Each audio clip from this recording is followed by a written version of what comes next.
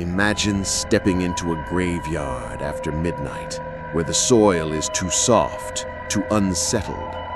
Headstones lean forward as though listening, shifting like restless sleepers. Some graves are empty, their names already erased by time. Welcome, traveler. Tonight, we wander among stories where the dead refuse to stay still and silence hides more than bones. Now start with first story. There is a certain heaviness that lingers in forgotten graveyards, a weight not only of stone but of silence too thick for comfort. The Blackwood Parish Cemetery was such a place. Hidden behind a veil of withered pines, it sat on a sloping hillside where fog clung stubbornly and moss bled green across the marble. No one visited after dusk, no one except the keeper. The keeper was an old man named Caro, skin as wrinkled as the bark of the oaks that stood along the property's edge. He had watched over the graves for 40 years, longer than anyone could recall. His lantern was the only light on those moonless nights, a faint amber glow flickering against the tall and crooked stones. He claimed the dead were restless here, that they did not stay where they were laid. At first, the townsfolk thought it the rambling of age. They said, too much whiskey, too many nights alone with shadows. But Caro insisted. He swore that each morning as the sun lifted the fog, the headstones were never where he remembered them. Some leaned in new directions, others seemed to stand closer together, and a few shifted places entirely, their engravings half buried where the ground had buckled. He spent hours scratching new maps of the plots, only to watch them become useless by the following week.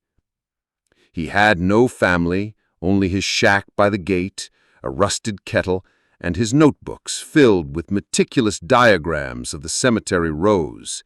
The pages were cramped with sketches of crosses, obelisks, slabs, and names circled, rewritten, crossed out.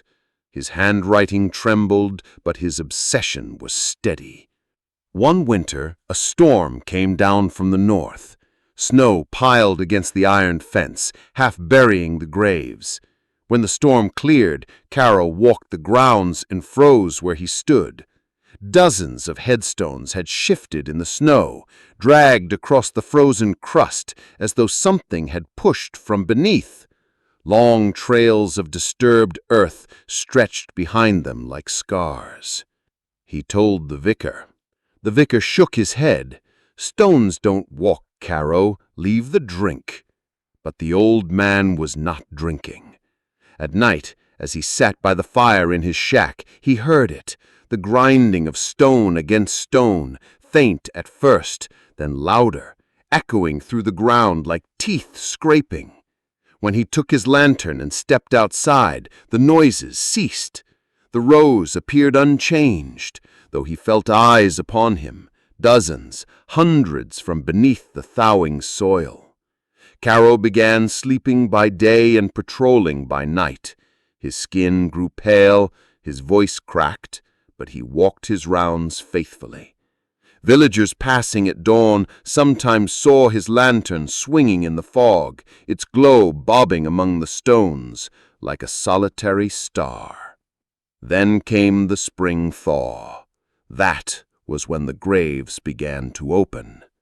It started small, an exposed corner of a coffin lid, a collapse of earth around an older burial. Caro filled the holes himself, tamping down the soil with his boots, but soon the disturbances became too many. One morning, entire rows of graves yawned open, their markers dragged to new positions. Names were mismatched to the empty pits they stood beside.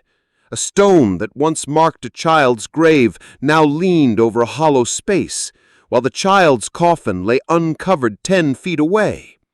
Caro's hands trembled as he drew in his notebook that night. His diagrams grew frantic, arrows pointing from grave to grave, question marks scrawled between them. His notes rambled. "They are moving, Not me, not vandals. The earth is restless. The stones do not wish to stay. Soon after, the villagers noticed Caro himself had grown gaunt, as though the graveyard was feeding on him. They heard him muttering in the market, whispering to no one, warning that the dead were not content in their sleep. And then, one morning, Caro was gone. His shack stood open, the door swinging in the breeze. On his table lay the last of his notebooks, pages soaked by lamp oil. His boots were found in the graveyard, half buried in fresh soil between two tilted headstones. No footprints led away. The villagers tried to dismiss it, but fear spread quietly. A few brave men entered the cemetery at dusk, daring to watch. They returned pale, saying the stones did not stand still, that they shifted when your eyes left them, tilting slightly closer each time you blinked. Soon, no one entered Blackwood parish at night.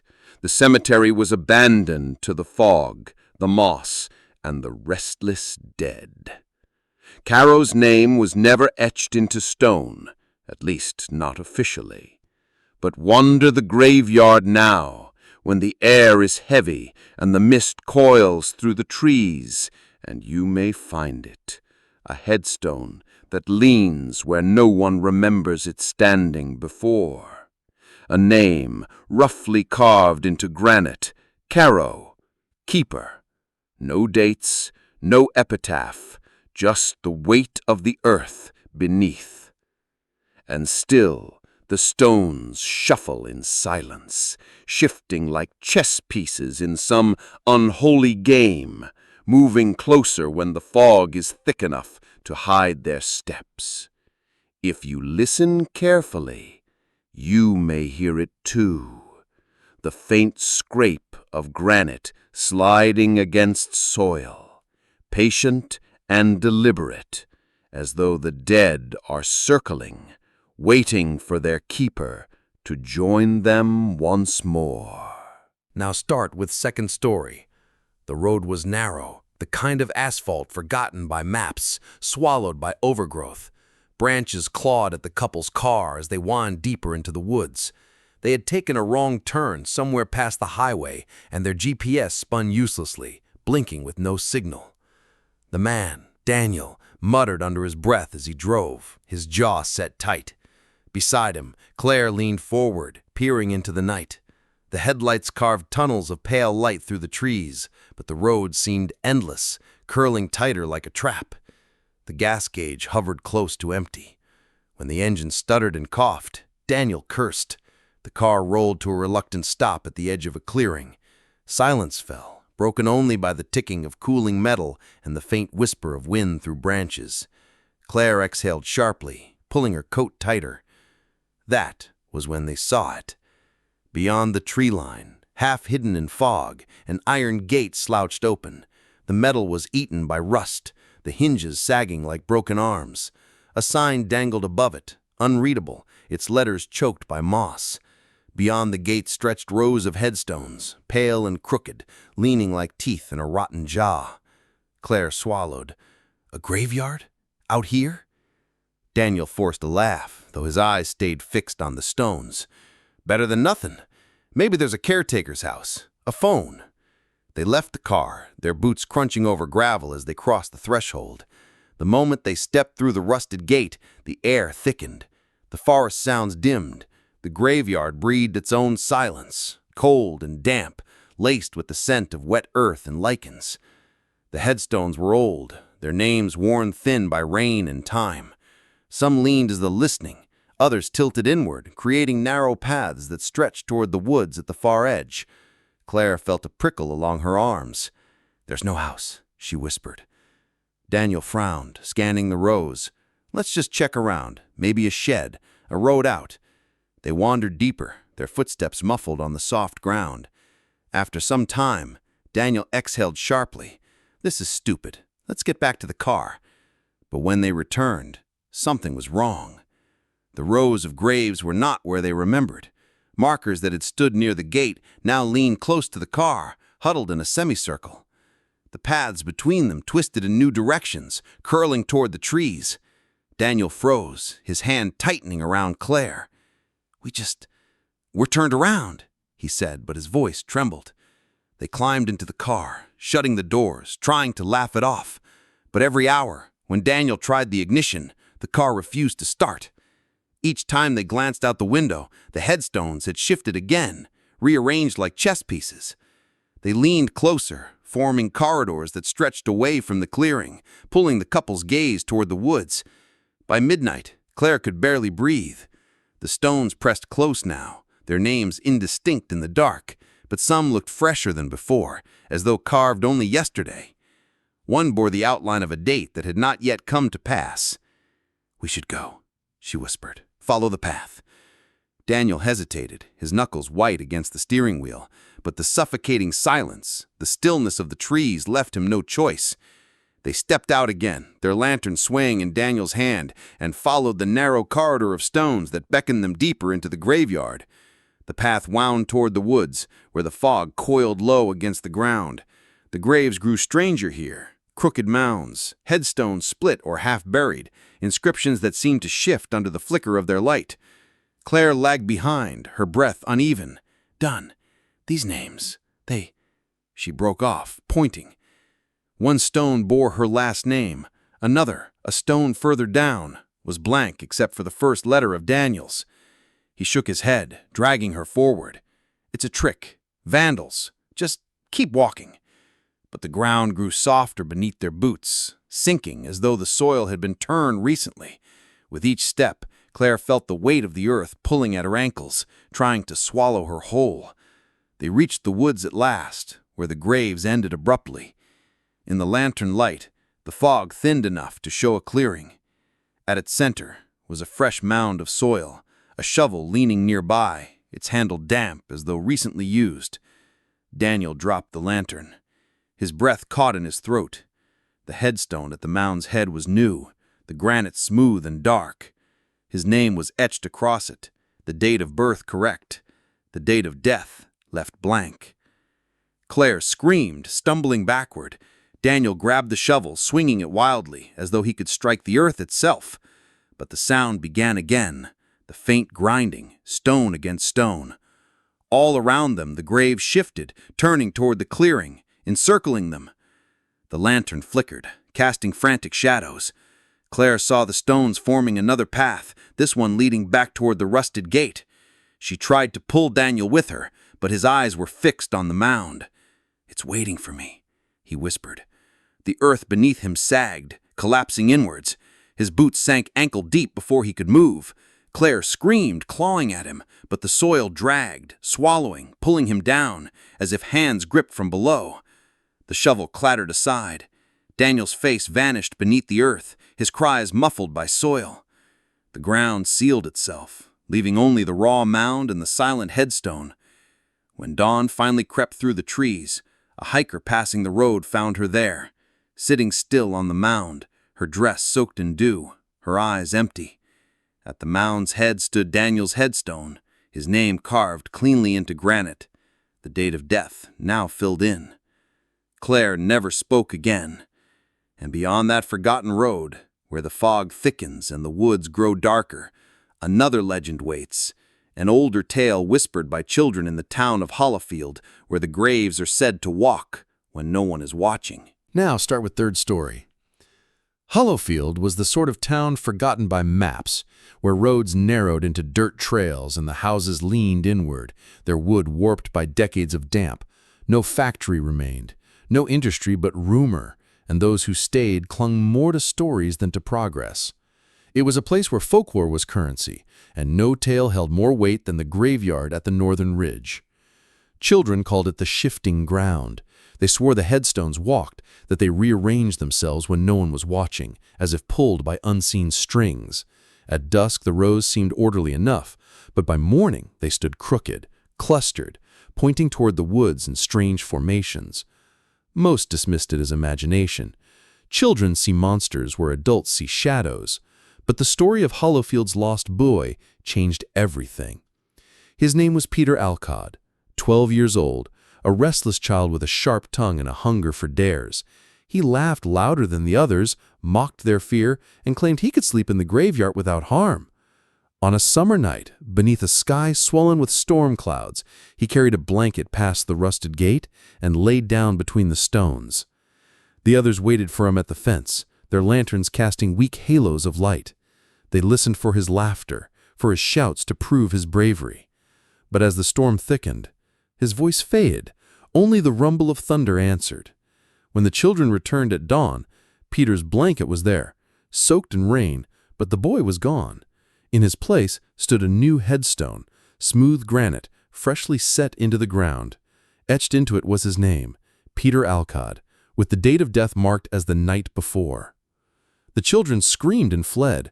By the time adults arrived, the stone was gone, the ground bare save for a patch of disturbed earth. The boy was never found. From that day, Holoffield spoke of the graveyard in hushed tones. Mothers forbade their children to go near, fathers warned of curses, yet still the daring and the foolish crept toward its gates, daring one another to step inside when the storms gathered. Some claimed they heard laughter, Peter's voice, high and cruel, drifting through the rows. Others said the graves moved closer when you turned your back, that the names shifted, letters bleeding into new ones, as though the earth was rewriting itself. The vicar once tried to bless the ground.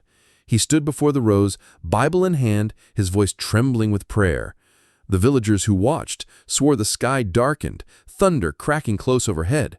And when the vicar turned to leave, a headstone leaned sharply toward him, its name scratched out by some invisible hand. He never returned to the ridge. Decades passed. Holoffield withered further, its population dwindling. The graveyard grew wild, overtaken by weeds, its gates swallowed by ivy. No caretaker tended it, yet still the stones moved. After each storm, villagers who dared to glance toward the ridge saw the markers in new formations, clustered like conspirators, aligned toward some hidden point in the woods. Folklore deepened. They said the graves were searching, not for peace, but for company. That the dead were restless, longing for children to join their game, moving their stones like pieces on a board until someone was caught between them. One story told of a girl, 20 years after Peter vanished, who claimed to see him standing at the edge of the woods. His clothes were dry despite the rain, his eyes too bright. He beckoned her with a grin, but when she stepped forward, the grave shifted violently, cutting off her path. She fled screaming. By morning, her hair had turned streaks of white. Another tale told of hunters who sheltered near the ridge during a thunderstorm. They swore they saw figures moving in the fog, not flesh but stone, dragging themselves across the soaked ground. When the hunters returned to town, they carried with them a broken headstone, proof of their story. But within days, the stone vanished from where they had placed it, reappearing weeks later back in the graveyard, upright and waiting. In Holoffield, no one doubted anymore. They only whispered. And still, children dared one another. On nights heavy with thunder, when lightning carved the sky, they crept close enough to see if the stones would shift. They claimed to hear footsteps that were not their own, heavy and dragging, muffled by soil. Some said they saw a boy among the rows, crouched between leaning markers, his grin wide, as though waiting for someone to lie down and join him. But none dared to stay. The graveyard remained untended, abandoned to its secret rhythm. Each storm rearranged it anew, paths curling in patterns no one could map, names appearing and vanishing. Locals stopped trying to keep record. They only shook their heads and muttered, "The stones walk where they wish." And if you lingered too long, they might walk toward you. Even now, travelers passing through Holoffield sometimes glance at the ridge during heavy storms. They see lightning flash across crooked rows of headstones and swear that the formation changes between each strike, inching closer, bending inward. And if the wind carries laughter through the night, high, mocking, forever young, none dare to follow it into the shifting dark. The graves of Holoffield still move when storms rise, their stones turning like silent watchers. And further north, in the heart of a frozen valley, another cemetery waits, one where winter buries the dead in snow. Yet the restless still carve their paths through the drifts. Now start with fourth story. Blackwood lay deep in the valley, a town known less for its people than for its winters. The snow came early and stayed late, swallowing the fields and roofs until only chimneys and bare treetops broke the endless white. Beyond the town's edge, on a hill lined with skeletal birch trees, stood the cemetery.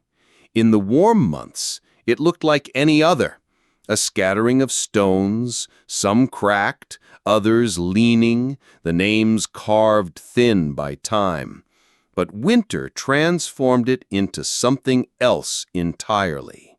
The snow erased the markers, burying them beneath deep, unbroken drifts.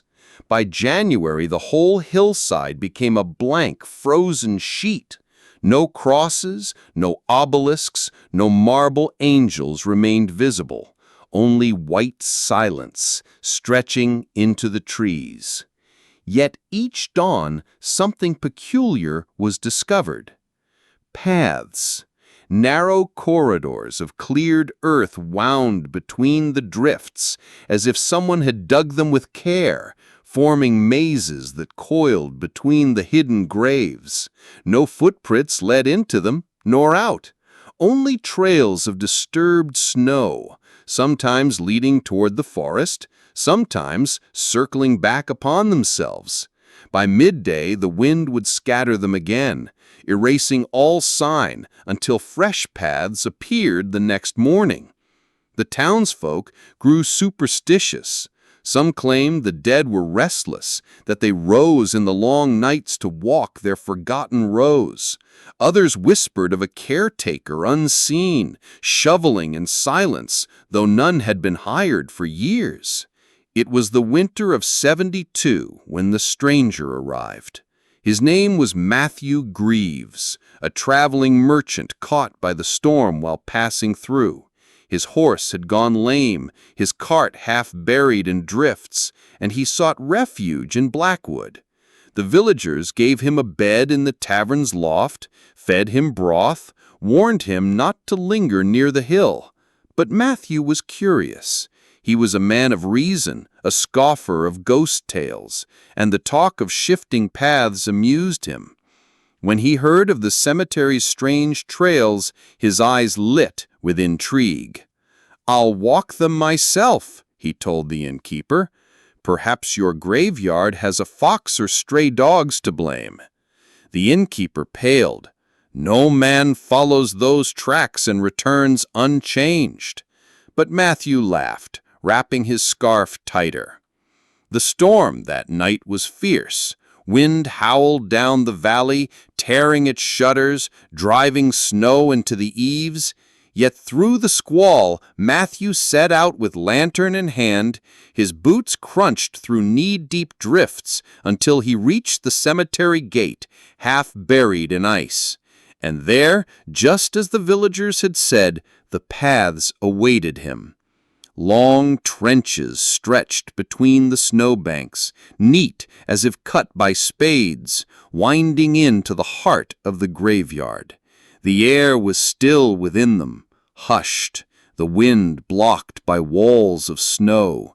He lifted his lantern, the flame quivering, and stepped inside. The silence was immediate.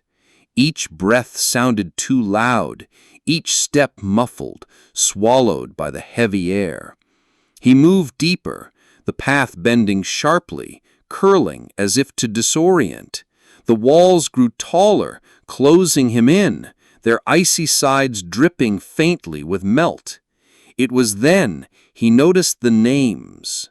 The lantern cast light upon the walls, revealing dark stone jutting from beneath the snow. Headstones, half buried, their inscriptions slick with ice. He leaned close to read one. The name was unfamiliar, the date more than a century old. He pressed on.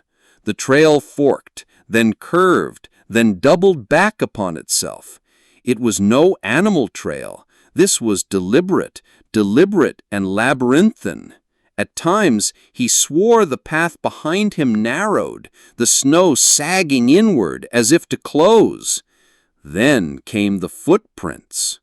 At first, he thought they were his own, reflected strangely in the flickering light. But no, they were ahead of him, pressed deep into the path, a man's boot prints leading further into the maze. His pulse quickened. Someone else had walked here before him. "Hello!" he called, his voice muffled by the snow walls. No answer, only the faint hiss of wind overhead.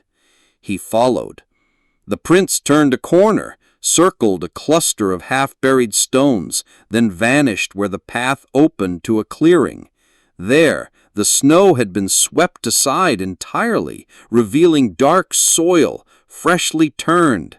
A mound rose at the center, damp earth steaming faintly in the cold. At its head stood a new marker, black granite, gleaming wet in the lantern light.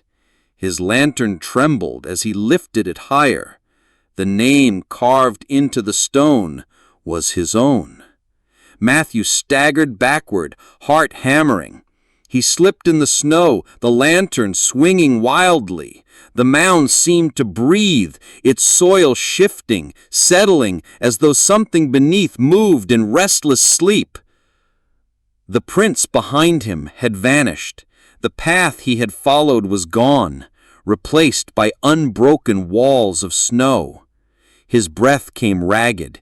He ran, stumbling through the clearing, clawing at the icy walls, but each corridor led him in circles, winding him back toward the mound. His lantern sputtered, smoke choking the glass. Somewhere in the distance, muffled by snow, came laughter, soft at first, then clearer, the laughter of children, light and cruel, echoing through the frozen maze. When the lantern died, the night swallowed him whole. By dawn, the storm had quieted. The townsfolk who climbed the hill found only a single trail of footprints leading into the cemetery paths. They followed them until they ended at a fresh mound of soil. At its head, a new stone gleamed dark against the snow. The name carved there read Matthew Greaves. The date of death was the night before. His family came weeks later, braving the roads to claim his body. But when they reached the cemetery, no grave could be found. Only faint footprints remained in the snow, circling endlessly, always leading back to where his stone had once stood. And sometimes, on storm-heavy nights, villagers swore they saw a lantern flickering within the cemetery maze, bobbing faintly through the snowdrifts, searching for a path out that would never open. The snow buries Blackwood Cemetery each year, but the dead carve their paths anew, restless and deliberate. And further south, beyond the valley, another keeper waits among the living, a young apprentice who works by lamplight, moving stones that refuse to stay where they belong. Now start with fifth story. In every town, there is one building the living pass by quickly, their eyes lowered, their breath held until the doors are behind them. In Holoffield, it was the funeral home on Miller Street, a square brick structure with ivy choking its walls and windows that reflected nothing but dusk. Inside worked the undertakers, men whose faces were pale from the embalming room's lamps, whose hands smelled of formaldehyde and candle wax. Most townsfolk whispered about them, but never spoke to them. And among these silent men was a boy named Thomas Gray.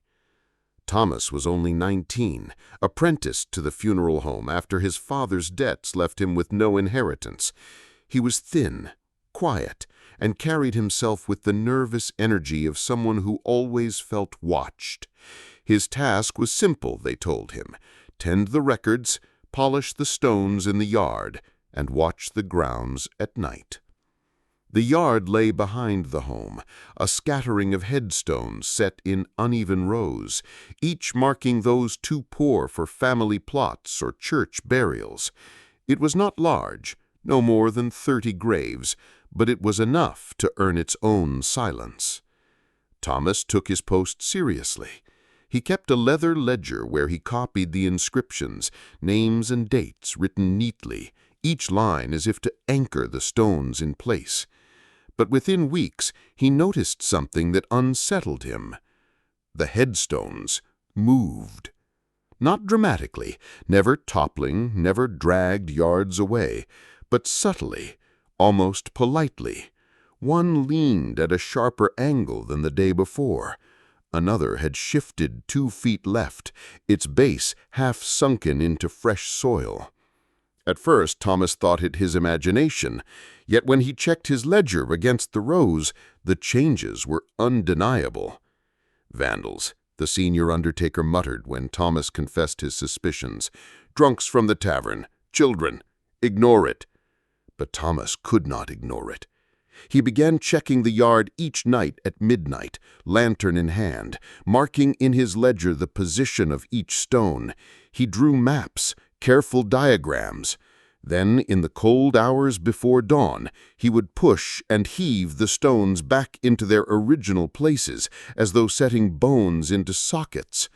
The work wore on him. His shoulders ached, his hands blistered, yet he kept at it, convinced he was protecting the dignity of the dead. Weeks passed. The shifts grew bolder. Entire rows curved where once they stood straight. Stones gathered together in strange clusters, as if whispering secrets Thomas could not hear. At times the soil around them seemed freshly turned, damp and dark, though no one had dug. The ledger became his obsession. His handwriting grew frantic, the ink blotted where his hands shook. Row 3, marker moved eastward again. Row 1, 2 stones closer, names unreadable in dark. He circled entries, drew arrows, underlined notes until the pages looked like maps to some cryptic design. Then came the night he saw it happen. He had fallen asleep at his desk, candle burning low. A sound woke him, a grinding, faint, but deliberate, like stone dragging against stone. He lifted his head, heart hammering, and stepped to the window that overlooked the yard. In the moonlight, he saw the stones, moving. Not quickly, not as if dragged by ropes. They slid across the soil with dreadful patience, an inch at a time, pausing, then shifting again. Their shadows lengthened unnaturally as they tilted, turning toward the funeral home as though listening. Thomas stumbled back, the breath caught in his chest. The next morning he forced himself into the yard, hands trembling as he inspected the stones. One stood directly beneath his window now, though it had been in the far row the day before. He brushed snow from its face and froze. There, faintly etched, as though by a dull blade, was his name, Thomas Gray. The letters were shallow, unfinished. Beneath them, a birth date, no death date yet carved. The air left his lungs. His vision swam. He staggered back, tripping over the uneven ground, the ledger slipping from his grasp and falling open upon the soil. Its ink-stained pages fluttered in the wind, his obsessive notes laid bare like frantic prayers. He told no one. Who could he tell? The undertakers would laugh, or worse, believe him. For 3 nights he avoided the yard, locking his window, refusing to look. Yet sleep evaded him.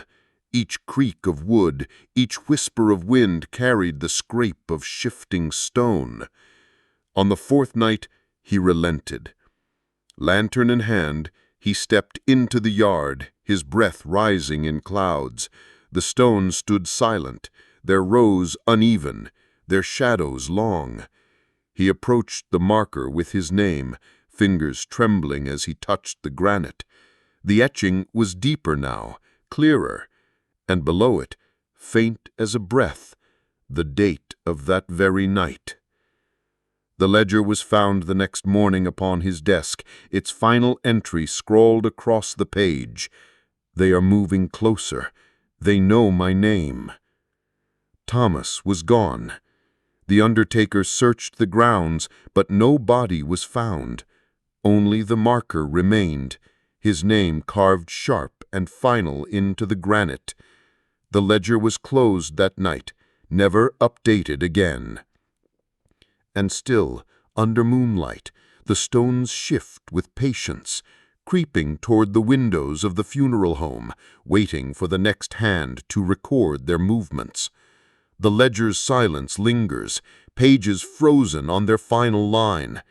And in the mountains beyond, where snow and silence bury all trace of the living, another graveyard stirs, its stones dragged across ice by hands unseen. Now start with sixth story. The mountains held a silence that was more than silence. It was a presence, heavy and suffocating, pressing down on the men who dared climb its frozen ridges. The hunters, 4 in number, trudged through waist-deep snow, their breath raw in the air, their boots cracking frost that had lain undisturbed for years. They were not men easily shaken. They had stalked elk through storm and bear through shadow. Yet the cold this winter was unlike any they had known. The trees groaned under the weight of ice, their branches split and hanging like bones from sockets. Wolves no longer howled, birds no longer stirred. It was a land emptied of sound, save for the crunch of their own weary steps. By the third night they were desperate for shelter. Snow fell thick, burying their tracks before their eyes. Wind clawed at their tents, ripping seams, tearing ropes. And then they saw it, the outline of stones, half swallowed by frost. At first, they thought it ruins, but as they drew closer, their lanterns revealed the truth. It was a graveyard. It clung to the mountainside like something abandoned by God. The stones jutted crookedly, jagged as teeth, their faces worn smooth by centuries of ice. Some were toppled, others cracked, but more unsettling still were the graves themselves. The ground was too frozen to bury, yet the earth yawned open, pits of black where snow should have filled, gaping wounds in the mountain. The hunters hesitated. They were men of superstition, though they mocked the word. Still, hunger pressed them onward. They built a fire near the broken wall, their tents pitched close against the stones. The flames hissed as snow fell upon them, a weak circle of light in a vast ocean of dark. That night, they heard it. It began as a whisper beneath the wind, faint like branches rubbing together. But there were no trees this high, only rock and frost. Then came the sound again, scraping. Stone against stone, slow, deliberate, grinding as though the very marker shifted across the ice. The men sat rigid by the fire, rifles in hand, eyes darting toward the dark where lantern light could not reach. The scraping ceased. Silence returned. But sleep did not. When morning came, one of them, Calloway, swore the stones had moved. He had counted them the night before, 13, and now there were 14. The others laughed, though uneasily, for laughter is the last defense of the doubtful. Yet when they looked again, one grave stood open that had been filled with drift of the day before. They searched the graveyard. The snow was disturbed, but not by animal. The marks were long, dragging, as though something heavy had crawled across the ice and left no body behind. The men spoke little after that. The second night was worse. The wind died, leaving the air hollow. Their fire sputtered low as though smothered by unseen hands. And then it came again, the scraping.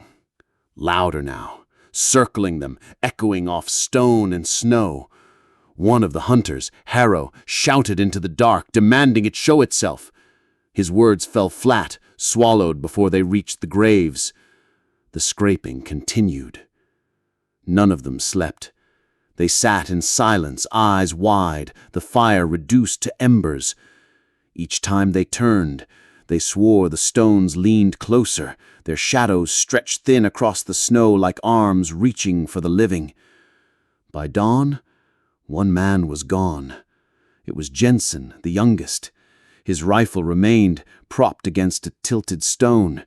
His bedroll was empty, untouched. Around the graveyard, the snow was marked by drag lines, as though something heavy had crawled across the ice and left no body behind. The three who remained did not speak of leaving. Pride, perhaps, or fear of turning their backs on what stalked them. They buried the firewood into the snow, built a blaze higher than before, and sat with rifles clutched close. But fire did not matter here. For as the third night deepened, the scraping grew to a chorus. Not one stone, but many, grinding, dragging, sliding across frozen earth with dreadful patience. The men stared wide-eyed as in the flickering firelight the stones shifted. Not quickly, never sudden, but each time the flames cracked, they leaned further, closer. Their names were illegible, worn to nothing. Yet the hunters swore they saw new etchings forming, letters faint and shallow as breath upon glass. When one lantern guttered out, Harrow struck another match, but it snapped in his hand. His curse froze in the air as he realized his own name shimmered faintly upon the stone nearest him. Calloway fled then. He stumbled through the snow, rifle abandoned, his scream strangled by the cold. The others heard him vanish into the storm. No cry, no shot, only silence after the crunch of his boots faded. By morning, Harrow and Mackenzie were alone. The graveyard stood as before, its stones crooked, its pits black and waiting. Yet where Calloway's body should have been, there was only a new marker, its granite unweathered, its surface fresh cut. His name was carved deep, and beneath it, the date of the night just past. Harrow and Mackenzie broke then. They did not eat. They did not rest. They sat back to back by the fire, rifles trembling in their hands. On the fourth night, the firewood failed. The flames died, leaving them in darkness. The scraping came louder than ever, now unmasked by wind or storm. Stone upon stone, nearer, nearer, until it seemed the sound came from behind their very backs. Harrow raised his rifle, but no shot was fired. Come dawn, only Mackenzie remained. He sat slumped in the snow, unmoving, eyes glassy. Beside him, a new mound of earth rose where no one had dug, his rifle leaning against a stone now bearing Harrow's name. Mackenzie never left the mountain. The next hunting season, when men braved the ridge again, they found only the graveyard, its stones more numerous than before, its rows crooked, its pits deeper. And among them fresh markers stood, half-carved with names the hunters did not recognize, waiting for letters to be finished by unseen hands. Beneath the frozen earth, the mountain keeps its tally, and far below, in a town that pretends it has forgotten, a church bell tolls at midnight, calling the restless back to Holoffield. Now start with 7 story. The graveyard lay hushed beneath a thin veil of mist, its silence broken only by the soft ticking of leaves stirred by wind. It was not uncommon for mourners to whisper of strange shapes among the stones, but this time it was more than hushed rumor. They spoke of a woman, pale and wandering, counting headstones with lips that moved but did not breathe. Father Morrow had tended St. Augustine's cemetery for nearly 40 years. He had watched generations buried beneath its soil, watched sorrow carve itself into the faces of the living. He knew grief, and he knew how easily the eyes could play tricks upon it. Yet when the townsfolk begged him to go, when they swore the figure was real, his faith compelled him to confront it. That evening, he crossed the threshold of iron gates long rusted with dew. The air grew colder inside, as though the graveyard kept its own weather. He walked slowly, lantern in hand, its light trembling across crooked markers. He saw her at once. She was pale against the dark, her figure shifting like fog. Her dress was gray, colorless as though spun from ash. She walked with no hurry, drifting row to row, her head bowed as if in reverence. With each step, her fingers brushed the stone she passed, and when her hand withdrew, the marker tilted, sliding an inch, bowing as though acknowledging her presence. The priest's heart trembled. "Child," he whispered, though his voice carried across the stones, "you walk among the dead. Why disturb them so?" The woman did not answer. She continued her slow path, counting beneath her breath, her lips pale and cracked. The sound was faint, but Father Morrow swore he heard the numbers, 7, 8, 9. When she reached the 10th stone, it shuddered. It did not fall, but leaned, settling into the ground as though bending toward her feet. The earth beneath it shifted, a dull groan rising from the soil. The priest clutched the silver cross that hung from his neck. He approached carefully, lantern light stretching long shadows before him. "Tell me your name," he urged. "Tell me why you linger." At last she turned. Her eyes were not eyes at all, but hollows, pools of shadow that drank the light. Her mouth opened, not wide, not monstrous, but gently, as if to whisper confession. And in that whisper came a name. Not hers, his. She spoke his name, not the name the parish knew him by, not the name on church papers or sermons, but the name he had not heard in decades, the one he bore as a boy, buried beneath vows of priesthood and time. His breath caught. He half demanded, but his words were weaker than he intended. The figure did not answer. She turned back to the graves, brushing another stone, whispering again. Another name. This time not his, but one he remembered from childhood, a friend lost to fever, buried before the town had even built its chapel. She spoke the name with such clarity that the priest staggered, lantern shaking in his hand. He knew then she was no trick of grief. She was not shadow nor rumor. She was memory given form. He tried to pray, lips forming the words, but the air thickened around him. Each stone she touched slid closer, bowing, leaning, their rows shifting into new patterns. The cemetery rearranged itself in her wake, like pews bending to a ghostly congregation. Father Morrow tried to follow, but the path seemed endless. His lantern light could not find the gates again. The air smelled of damp earth, of iron, of something older. The woman stopped before a crooked stone nearly swallowed by moss. She laid her hand upon it and whispered another name, one that he had buried deep within himself, his mother's. Long dead, her grave unmarked in another parish far from here. The priest fell to his knees. "What are you?" he whispered, but his voice was drowned by the groan of stone as more stones shifted, circling him, tightening in rows that bent inward like a throat swallowing its prey. The woman turned once more. This time her face was clearer in the lantern glow, though no less pale. She smiled, a sorrowful curve, and whispered one final name. His.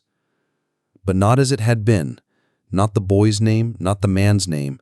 This time she spoke it as it would be remembered on a stone, with 2 dates, with a line carved between. Father Morrow's blood chilled. He staggered backward, lantern slipping from his grasp, extinguished in the snow. Darkness swallowed him whole. When the townsfolk returned at dawn, they found the cemetery changed.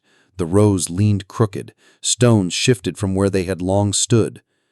At the center, upon fresh earth, not dug by any hand, lay a new marker, the stone clean and gray, the name chiseled deep, Father Elias Morrow.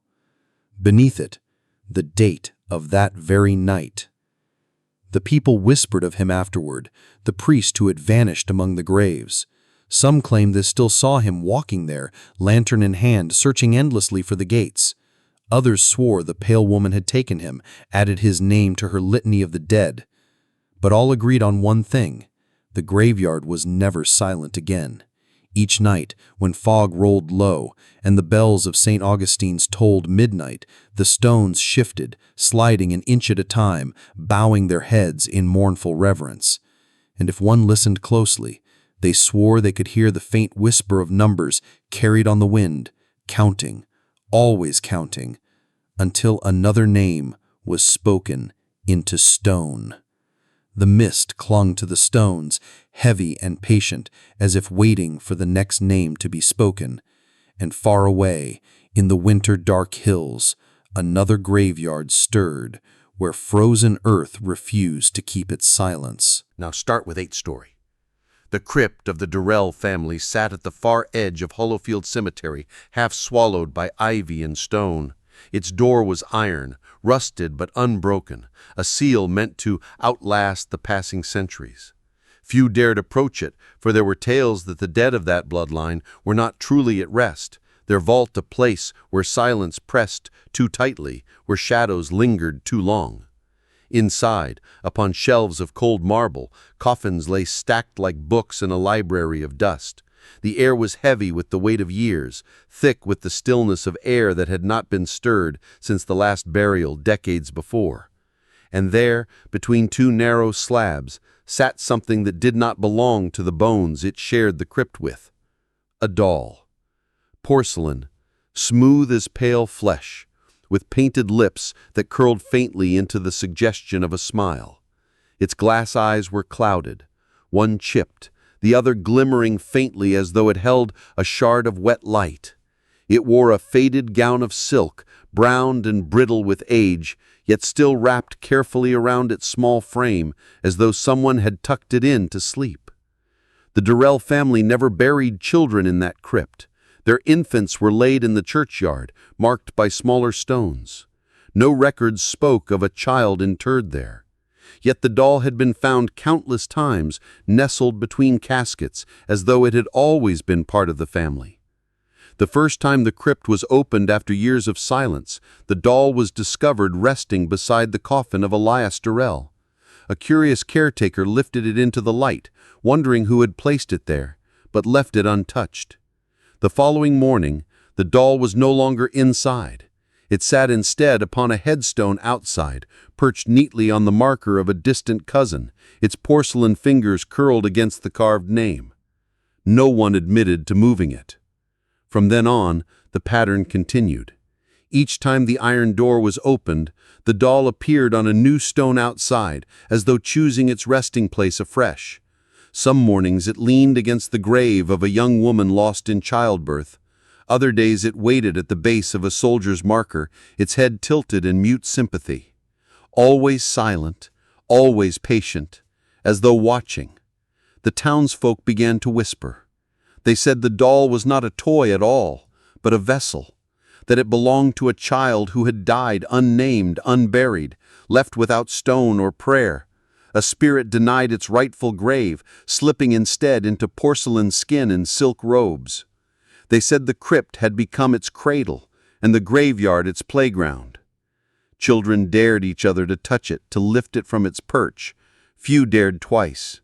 One boy swore the glass eyes moved to follow him as he fled. A girl who placed her hand on its cold porcelain claimed she felt a heartbeat within it, faint but steady, as though the doll breathed when held.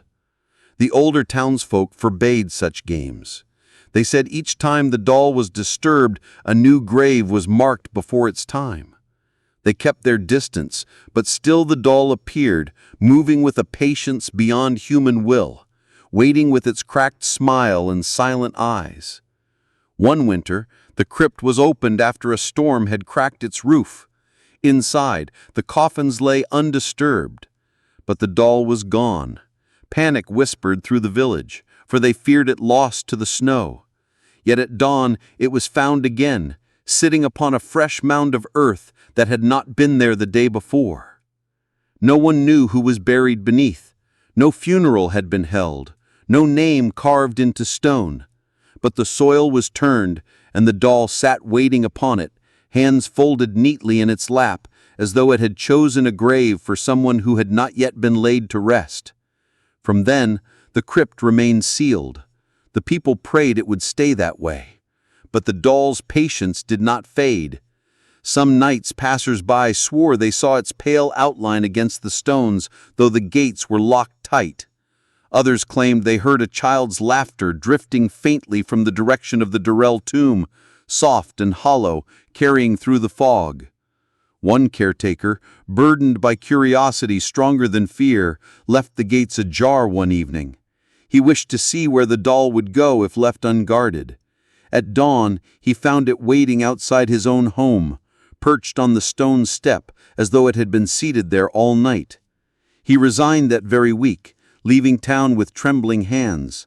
The house stood empty for months, and though others lived there later, none ever spoke of finding porcelain fingerprints on their door.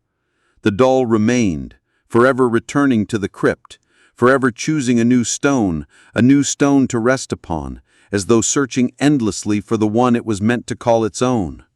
Perhaps it seeks the child's grave that was never dug, or perhaps it waits for another, someone who will claim it, someone who will hold it, someone who will carry it from stone to stone until at last it can rest.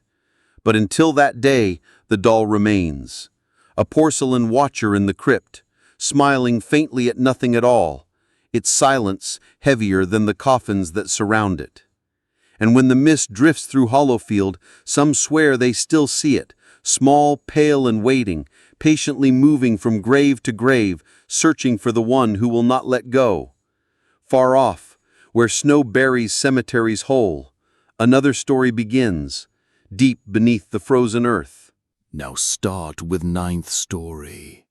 In the winter of 1974, the council officers of a small Midwestern town reported a problem so peculiar it slipped almost unnoticed into official records. Somewhere among the yellowing files and dust-choked cabinets, the burial registers for their municipal cemetery had gone missing. Not misplaced, not misfiled, entirely gone. At first, no one panicked. Files were often shuffled, documents often delayed.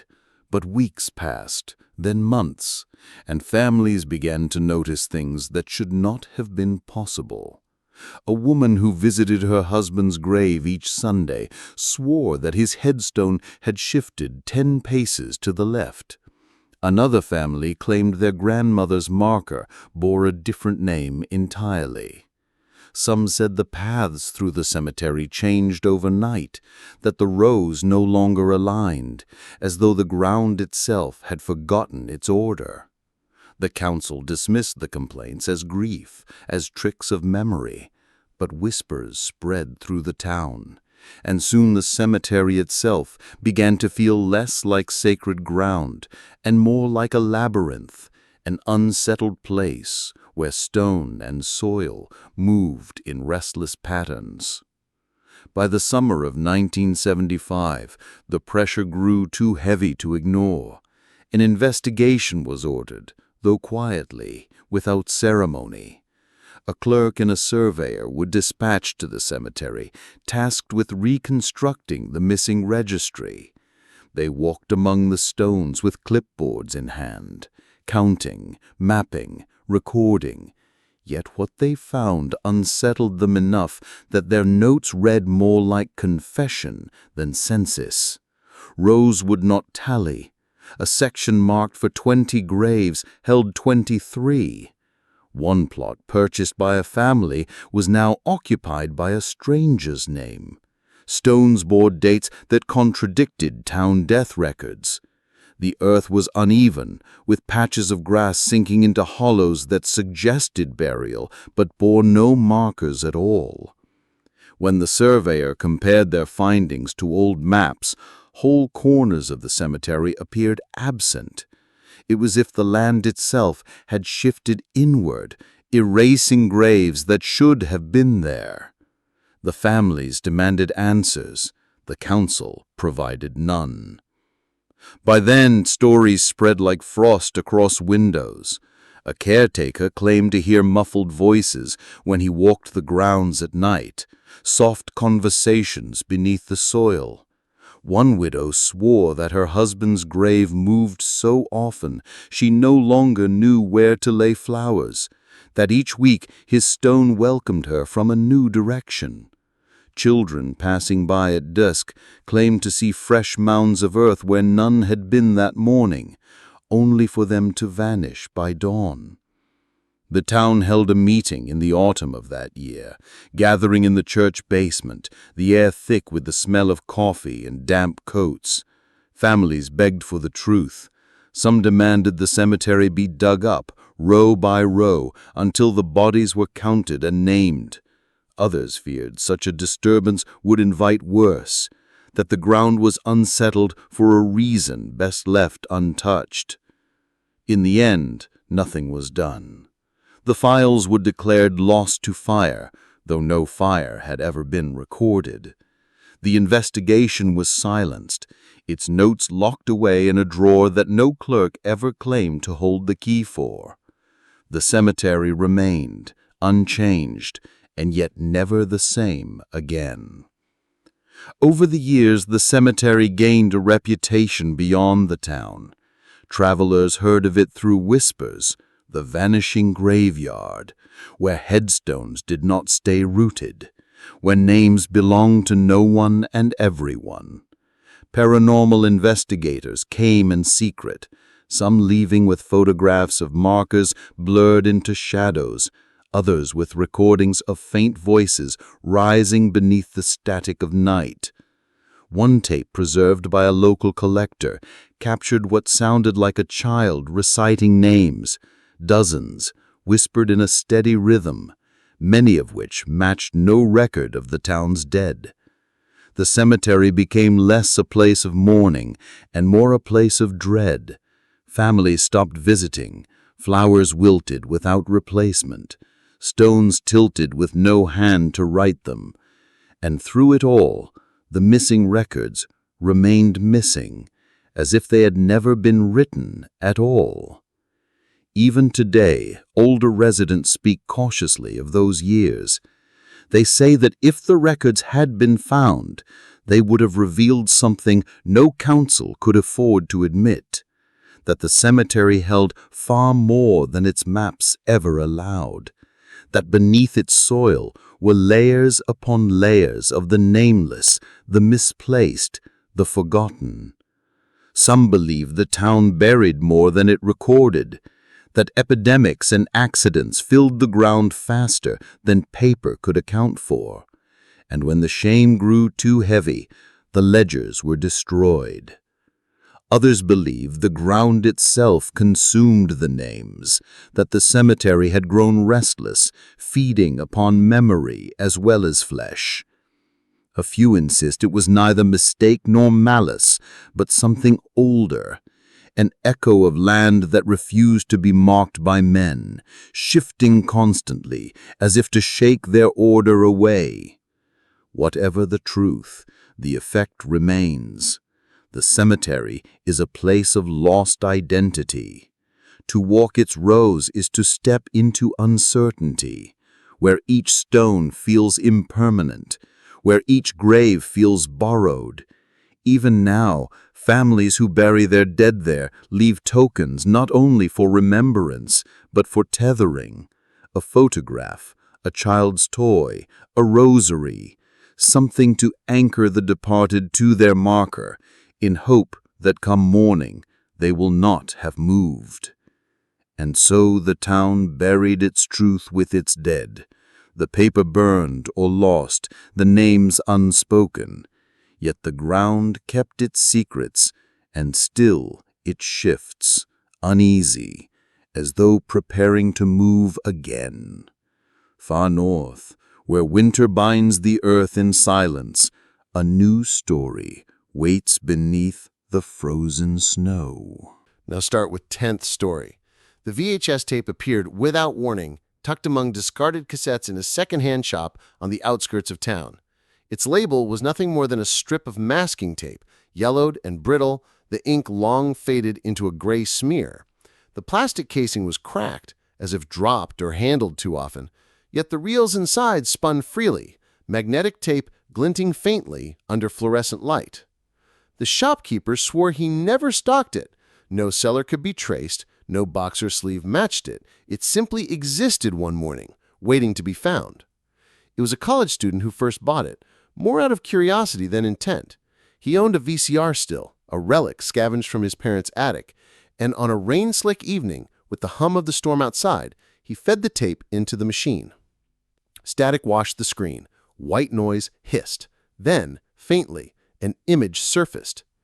The footage opened on the dark outline of a cemetery, the camcorder's light flickering across crooked stones.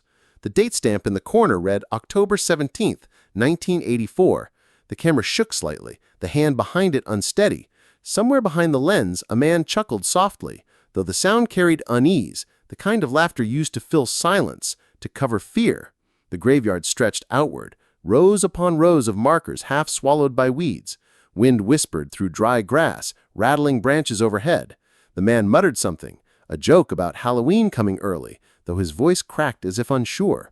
Then something happened. The camera caught the movement first, not of the living, but of the stones themselves. One shifted, a marker tilted forward, then back, as though rocking gently in the soil. Another twitch beside it, followed by another. Soon, across the dim-lit expanse, headstones stirred in a rhythm too precise to be explained by wind or time. The cameraman laughed nervously. He said, "Like they're breathing." His words seemed meant for himself, a reassurance, but the silence that followed made them more chilling than any scream. The recording continued, the man moving deeper among the stones, his sneakers crunching through leaves, the camera jittering as he tried to steady it. Every few seconds, another marker shuddered, leaning forward as if listening, then easing back as though sighing. Together, the cemetery seemed alive, inhaling and exhaling in slow, terrible unison. The man's laughter thinned, breaking into nervous mutters. That's not real. That's just the ground shifting, right?